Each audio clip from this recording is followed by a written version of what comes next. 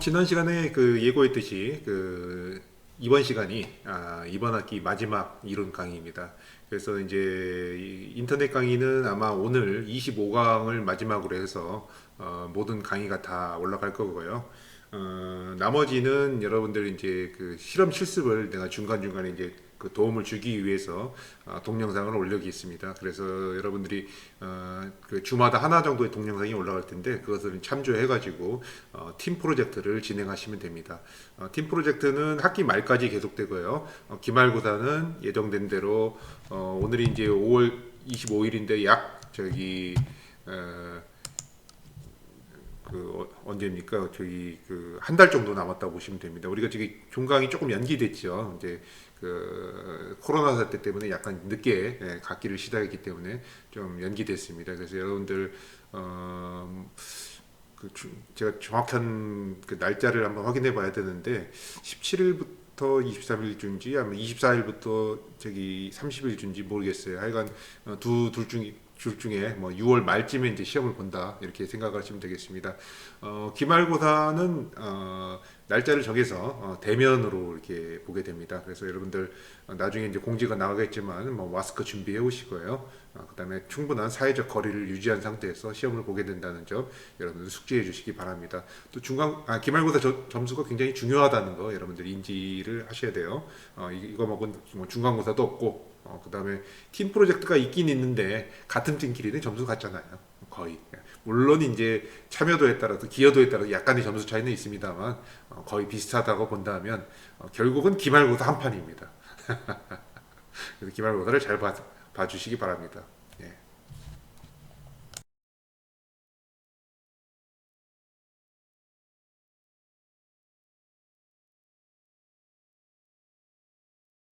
네, 지난 시간에 강의 끝이 좀 잘렸었죠. 그 244페이지 제어 기술부터 시작하겠습니다.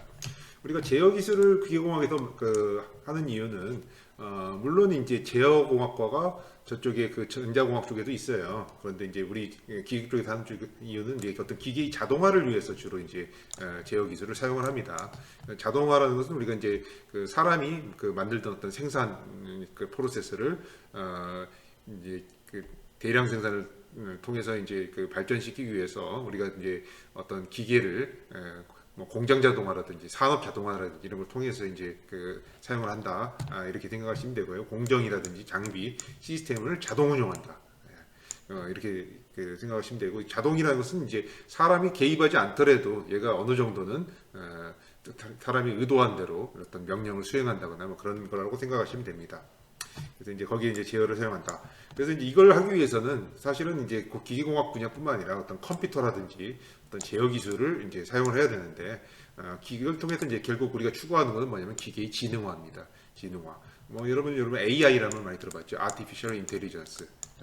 인공지능이라는 거죠. 인공지능 결국 기계가 그 현장에서 판단해가지고 자기가 어느 정도 조치를 할 수 있는 초보적인 그런 어떤 지능적인 그 행위를 할 수 있는 그 정도까지 수준으로 이걸 이제 발전시키겠다. 이제 이게 이제 그 목표죠. 그래서 최근에는 이제 4차 산업혁명 관련해 가지고 이러한 어떤 첨단 기술의 개발이 가속화되고 있다. 이렇게 이해하시면 됩니다.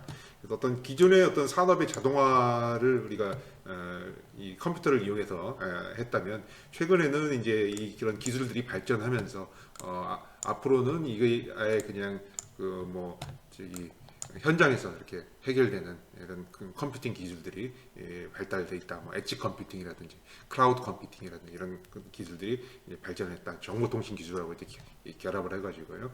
이렇게 이해하시면 됩니다. 그다음에 이제 제어 시스템의 어떤 목표는 동적 시스템의 성능과 강의성을 개선한다. 그래서 이제 자동화에 이용할 수 있을 정도로 어느 정도의 이제 그 우리가 신뢰성 있는 그런 시스템을 만든다. 이렇게 생각하시면 되고요. 앞에서도 계속 나왔습니다만 제어 시스템의 구조 이거 꼭 여러분 읽어보세요. 중요합니다. 자, 별표 2개 하면 뭐 어떻게 한다겠죠? 이번 기말고사 때 한번 보자고요. 그래서 이제 그 센서, 제어기, 구동기로 이루어져 있다. 그래서 센서, 컨트롤러, 액추에이터 이 세 요소로 이루어져 있는데 센서라는 것은 어떤 다양한 신호들을 측정하거나 감지하는 그런 역할을 하는 거예요. 이게 이제 들어오면 이제 제어기에서 어떤 명령을 내는 거죠. 제어 신호를 생성을 하게 되는 거고, 이것을 이제 구동기로 보내면 구동기 액추에이터에서 적절한 어떤 그 파워 또는 에너지를 공급함으로써 이제 움직이는 그런 그 역할을 하게 됩니다. 그래서 여기 보시면요, 어떤 플랜트가 있으면 여기다 어떤 그 패루프 구조를 만들어요. 그래서 이 어떤 센서가 있어서 이 센서가 신호를 보내주죠. 뭐한테? 그 제어기한테요. 그럼 제어기가 다시 액추에이터한테 신호를 보냅니다. 이렇게 해라 하고 이제 신호를 보냅니다. 그러면 액추에이터가 이제 그 행동을 하죠. 예를 들어서 우리가 자동차를 운전한다 한번 가정해 볼까요? 이제 딱 운전할 때 어떻게 보면 사람의 눈이 센서죠. 저기 지나가는 아이가 있네. 그러면서 어떻게 해야 됩니까? 브레이크를 밟아야지. 뇌에서 판단을 하죠. 뇌가 컨트롤러죠. 그 다음에 다리가 뭡니까? 액추에이터죠. 그럼 브레이크 페달을 탁 밟죠. 그래서 그런 식으로 우리가 사람도 일종의 제어 시스템이라고 볼 수가 있죠. 그 운전하는 운전자도요. 이것을 어떻게 로봇을 통해서 어떤 그 자동화할 수 있을까? 이렇게 생각해 보면 우리가 자율주행 시스템이 만들어지는 거죠. 자, 그 제어 시스템은 크게 이제 게루프와 페루프로 사용하는데요. 게루프라는 건 옛날에는 많이 썼는데 주로 이제 그 컨트롤러가 없는 겁니다. 그러니까 말하자면 이제 컨트롤러가 있긴 있는데 센서에 의한 어떤 이제 페루프가 없는 시스템이고, 페루프는 이제 센서에 의해서 이게 이제 닫혀져 있다는 말이에요. 그러면 어떤 센서에 의해서 신호가 들어가고 이것이 다시 제어기에 들어와 가지고 제어기가 재조정을 한다는 거죠. 게루프는 그냥 제어기에서 그냥 시그널 딱 보내고 난 몰라 결과 확인 안 해볼래 딱 하는 거죠. 간단한 것은 이제 게루프 시스템을 쓰기도 하죠. 그렇지만 이제 페루프 시스템은 피드백이 있다는 거, 이쪽으로 들어오는 게 피드백이거든요. 피드백이 있다는 것이 이제 다른 점입니다. 그래서 피드백을 통해서 우리가 피드백은 센서 신호로부터 나오죠. 이걸 다시 오차를 보상해서 제어기에다 이렇게 입력해 줍니다. 예를 들어서 이게 이렇게 쓰러지고 있어요. 쓰러지고 있으면 이 센서가 기울어지고 있구나. 그러면 반대 방향으로 얘를 올려라. 그러면 이렇게 다시 이렇게 되는 거죠. 넘어갔네. 그럼 다시 이렇게 되고. 그래서 딱 세우죠. 네. 그 다음에 이제 제어 시스템의 구조는 아까 이야기했듯이 3요소 시험에 나온다겠죠. 그대로는 안 내요. 조금 바꿔서 냅니다. 제어 시스템의 설계, 이것을 어떻게 설계할 것인가, 이런 거 시스템 설계하는 쪽에 이제 실험실들이 많이 있습니다.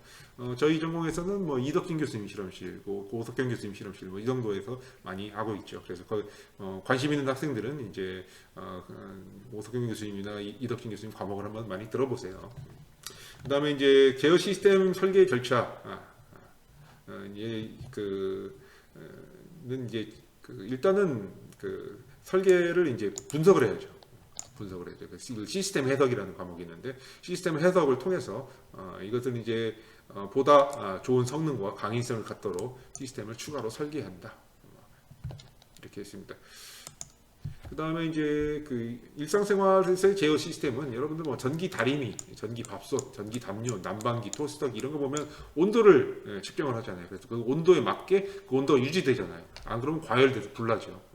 그래서 그런 것들을 보시면 이게 어떤 피드백 시스템이고, 어떤 온도 센서가 달려 있고, 그다음에 온도 스위치를 조절하는 액추에이터가 형성되어 있는 것을 알 수가 있습니다. 그래서 여기 이제 어떤 목표 온도를 이렇게 측정할 수 있고, 센서로는 바이오미터를 사용하죠. 그다음에 이제 우리가 이제 지금 잘 돌아가고 있는지 밖에서 관찰할 수 있는 어떤 파일럿 램프가 LED 같은 걸 있을 거고요.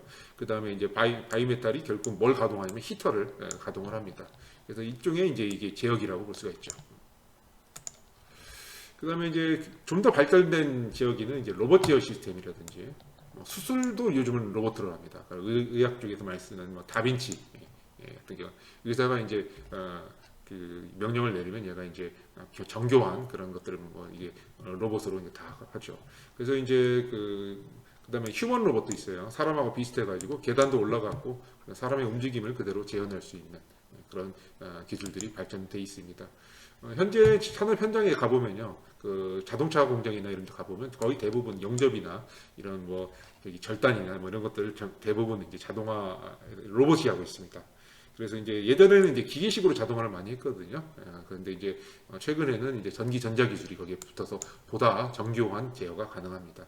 그다음에 이제 플랜트 또는 공정 프로세스 같은 걸 이제 보시면 이제 연속적인 공정이 있고 불연속적인 공정이 있어요.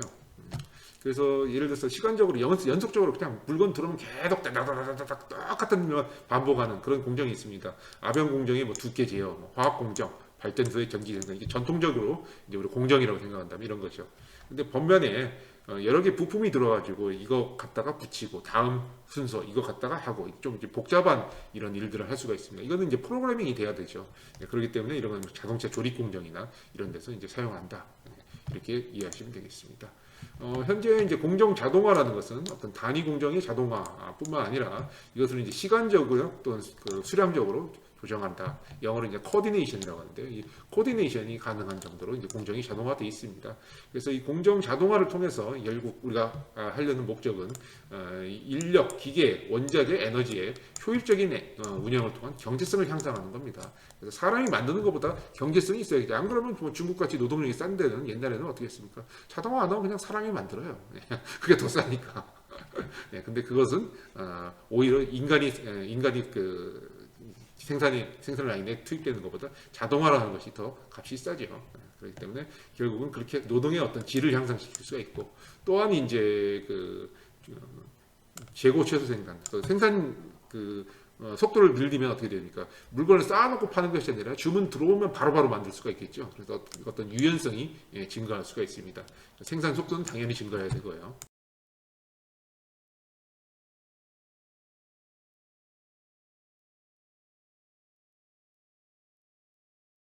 네. 그 다음에 이제 나오는 부분이 이제 249페이지부터 시작되는 이제 그 프로그램, 하고 사용 소프트웨어에 대해서 나와 있는데요. 예전에는 이런 것들을 전부 다 이제 그 우리가 코딩을 했어요. 그래서 사실은 코딩이 굉장히 중요합니다. 여러분들 이제 전산 그 프로그래밍 언어 및 실습인가요? 원투로 나눠져 있죠. 이 과목을 이제 2학기 때부터 공부하게 되는데 많은 학생들이 굉장히 어려워하는 과목 중에 하나입니다. 왜 그러냐면 이제 코딩에 대한 기본 개념이 없기 때문에 그래요. 그래서 이제 이 다음 강의 다음에 이제 특별히 이제 코딩에 대해서는 잠깐 이제 보충 학습 자료를 올릴 텐데요. 여러분들 뭐 그 C 언어로 혹시 들어보셨어요? 프로그래밍 언어의 일종인데 이게 이제 C 언어를 이용해 가지고 뭐 이렇게 생겼어요. 그리고 이제 우리가 원하는 대로 이제 컴퓨터를 제어를 합니다.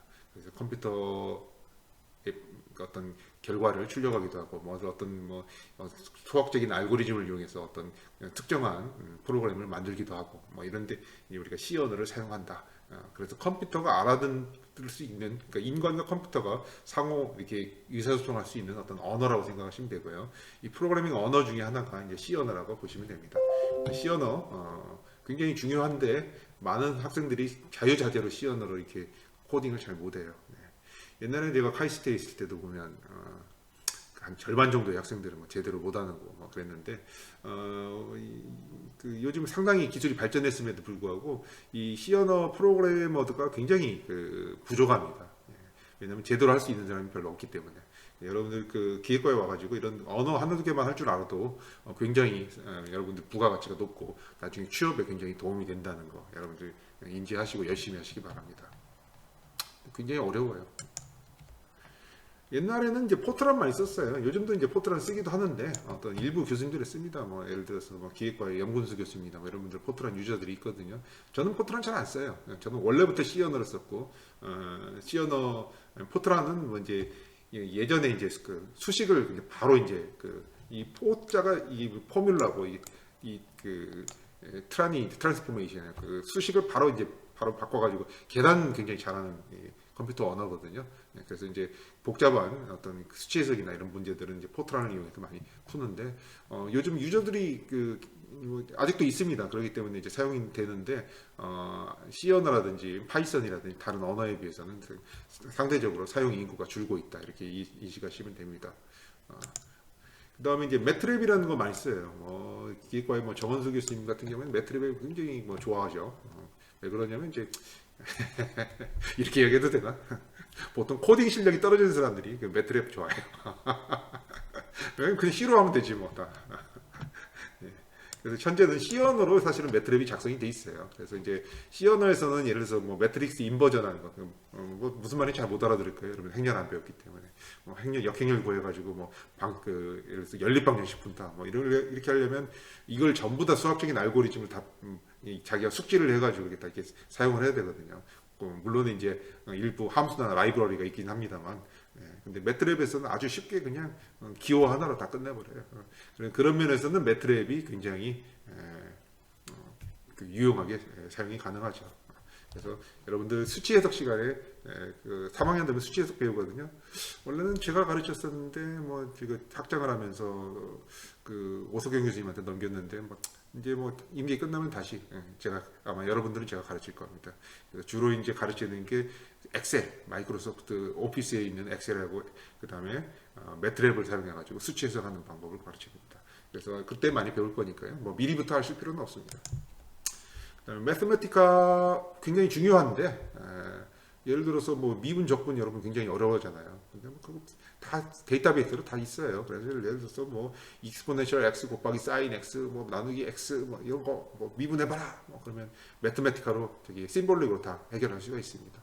그래서 뭐 그 홈페이지에 들어가가지고 홈페이지에 다 공개되어 있으니까요. 바로바로 확인할 수가 있습니다. 그래서 이제 대학에 와가지고는 여러분들이 수학, 물리 이제 기본 원리가 중요한 것이지 문제 푸는 것은 뭐 이 컴퓨터로 다 풀어요.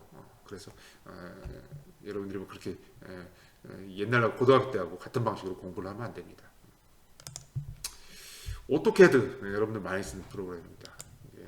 물론 이제 우리 대학 내에서는 오토캐드가 오픈 라이센스이기 때문에 뭐 다 쓰실 수가 있는데요. 오토데스크사에서 개발한 이런 그 도면을 그려주는 CAD 프로그램입니다. CAD. CAD라는 게 뭐냐면 컴퓨터 에이디드 디자인. 컴퓨터를 이제 도움을 받는 뭡니까 디자인 설계다 말입니다. 그래서 아까 설계는 도면으로 이렇게 다 된다고 저기 이전 강의에서 이야기했잖아요. 도면 그릴 때 우리가 이 CAD 프로그램을 사용하는데 가장 많이 쓰는 프로그램이 오토캐드입니다. 그래서 여러분들 그 기초 CAD라는 과목이 있거든요. 그래서 그 과목 들으면 아마 이거 한 학기 내내 공부할 거예요. 굉장히 중요한 프로그램이라는 거 여러분들 숙지해 주시기 바랍니다. 그런데 이제 그 전산제도라는 것이 바로 그 CAD만 하는 것이 아니라 CAE도 해야 됩니다. CAE. 아까 컴퓨터 ADD까지는 똑같은데 이 뒤에가 엔지니어링이죠. 즉 여러분들 앞에서 역학 배웠죠. 뭐 고체역학, 동력학, 뭐 저기 유체역학, 연력학 뭐 이런 거 배웠는데 이런 역학을 이용해 가지고 해석하고 설계할 때 사용을 하는 거죠. 그래서 이런 툴들이 중요한데 뭐 프로 엔지니어라는 툴이 있어요. 사실은 뭐 이런 프로그램 한 번도 써본 적이 없어요. 보통 이제 그 인벤터 같은 거 쓰면요. 아까 오토캐드의 좀 어드밴스된 버전이 인벤터고 3차원 캐드가 가능하거든요. 이 3차원 캐드에서 뭐 시뮬레이션도 일부 가능합니다. 그래서 CAE 기능이 요즘 캐드 프로그램이 자꾸 들어오고 있다. 뭐 이렇게 이해하시면 됩니다. 그래서 뭐 이런 것들을 막 바꿔가면서 이런 구멍의 위치가 어디 위치해야 되고 구멍의 크기는 어느 정도로 해야 좋은지 우리가 공학적으로 궁금하잖아요. 그런 경우에 막 반복 계산을 하는데 이것들 뭐 자동화 시켜가지고 우리가 시뮬레이션도 가능하고 여기서 뭐 응력 계산도 해주고 이게 뭐 부서질 것인가 안 부서질 것인가 그 다음에 뭐 피로는 어느 정도 건질 것인가 뭐 이런 것까지 계산을 해주는 그런 프로그램들을 많이 사용을 합니다. 그래서 프로 엔지니어를 사용해 가지고 여러 이제 미리 조립도 해보고 그다음에 이런 그 실제로 뭐 이게 자동차 엔지니어이죠. 이런 그 직접 만들기 전에 컴퓨터 안에서 충분한 시뮬레이션을 통해서 검증이 된 다음에 제작을 하니까 훨씬 시행착오를 줄일 수 있고 제작 비용도 줄일 수가 있겠죠. 그 다음에 이제 많이 쓰는 게 이제 카티아. 아까 3차원 캐드에 인벤터가 있다고 했는데 인벤터하고 거의 라이벌 제품이 이제 카티아입니다. 그래서 이것은 이제 CAD뿐만 아니라 CAM이라는 건 컴퓨터 에이디드 매뉴팩처링. 자, 이것을 걸어버리면요, 우리가 3D 프린터라든지 CNC라든지 이런 데 걸어버리면 어떻게 됩니까? 자동으로 물건을 만들어줘 버려요. 이 모양 그대로 만들어준다 이거예요. 그림 그려가지고. CAD하고 이런 거하고 연결시켜주는 이런 프로그램이라고 보시면 되고요. 카티아에서는 3차원 CAD 다 가능하고요. 인벤터에서 쓰는 기능들 다 카티아에서 많이 사용하고 특히 자동차 부품 회사에서 카티아를 많이 사용합니다. 명신 이런 회사 있잖아요. 전기자동차 만드는 그런 데서 이제 카티아 많이 사용합니다. 그래서 뭐 여러 가지 기계 설계 분야라든지 형상 디자인, 스타일링, 그다음에 해석 및 시뮬레이션 일부 해줍니다. 그다음에 이제 그 시스템 엔지니어링, 가공 생산, 그다음에 세감의 이용 프로그램 분야 이렇게 보면 굉장히 그 맞는 것 같지만 뭐 카티아로 다 해결 안 되는 부분들도 있어요. 그래서 뭐 이런 부품들을 우리가 비행체 조립 작업 쓰고요. 비행체만 쓰는 게 아니라 인공위성도 써요. 그래서 여러분들 카티아 공부 잘 해놓으면요, 자동차 부품에서 항공에서 심지어는 뭐 그 인공위성 연구소 이런 데도 갈 수 있습니다. 항공우주연구원 이런데요. 그 또 많이 쓰는 프로그램 중 하나가 NCS예요. NCS는 이제 요즘 이제 저 같은 경우는 이제 그 전공이 유치역학이기 때문에 NCS 플런트나 NCS CFX 같은 프로그램도 많이 쓰거든요. 그 안에 이제 워크벤치라는 그 환경이 있어가지고 여기서 이제 CAD도 다 합니다. 그래서 3차원 데이터 다 만들어 줘가지고 이것으로부터 격자 생성해가지고 CA 툴로 이제 사용합니다. 응력 계산도 하고 고체역학이죠. 그 다음에 뭐 동력학 계산도 하고 그 다음에 뭐 그 유체역학 아까 플런트나 CFX 그 다음에 연력학 계산도 다 합니다. 심지어는 뭐 전기 자기장 뭐 이런 것도 할 수 있죠. 그래서 여기 보시면 뭐 나스트란이라는 것도 있죠. 이것도 이제 구조 계산 프로그램인데요. 지금 이런 포크레인이 있을 때 이 걸리는 응력이 어디서 가장 많이 걸리는지 이런 응력 분포라든지 이런 것도 다 계산이 가능합니다. 그래서 요즘 컴퓨터 시뮬레이션이 굉장히 발전돼 있다. 그러니까 어느 정도는 실험으로 할 것은 이제 컴퓨터 시뮬레이션을 대체를 많이 한다. 이렇게 이해하시면 되겠습니다. 아바커스도 뭐 많이 쓰는 그런 프로그램입니다. 그래서 뭐 고체에서 원래 많이 쓰는 프로그램인데 요즘은 이제 멀티피직스 다중물리 다 사용합니다. 사람이 걸어가면 여기 뭐 신발 끝에 응력이 많이 걸리는 뭐 이런 것도 다 해석이 가능하고요. 생체역학이라든지 뭐 우주항공, 조선, 해양구조물, 뭐 열전기, 음향 다 활용이 가능하죠. 네, 비슷한 코드로는 그 컴솔 멀티피직스라는 프로그램이 있어요. 근데 이거 아바커스보다 훨씬 사용이 쉽기 때문에 많이 사용하고 있습니다. 아디나 프로그램이네요. 아디나 주로 이제 동력화 하시는 분들 많이 사용을 하고요. 요즘은 모든 코드들이 한 가지 역학 분야뿐만 아니라 다른 역학 또 이제 커버가 됩니다. 멀티피직스 경향이 되기 때문에 그래서 이제 뭐 다른 뭐 와류에 의한 진동에서 그 유체역학도 이제 해석이 가능한데 주로 이제 옛날에는 멀티피직스의 어떤 선구자 역할을 해서 아디나를 많이 썼는데 실제로 저는 아디나 잘 안 써요. 네, 그래서 왜 그러냐면 이제 코드가 좀 비싸고 호환성이 좀 떨어지기 때문에 그렇습니다. 아까 컴솔 같은 경우에는 매트랩하고 호환성이 좋거든요. 네, 그래서 이제 다른 코드하고 호환성이 좋은 프로그램들을 주로 사용하고 이것은 뭐 호불호가 가리기 때문에 사람마다 약간 좀 좋아하는 코드가 다르다는 거 여러분들 인지를 하고 있으면 되겠습니다.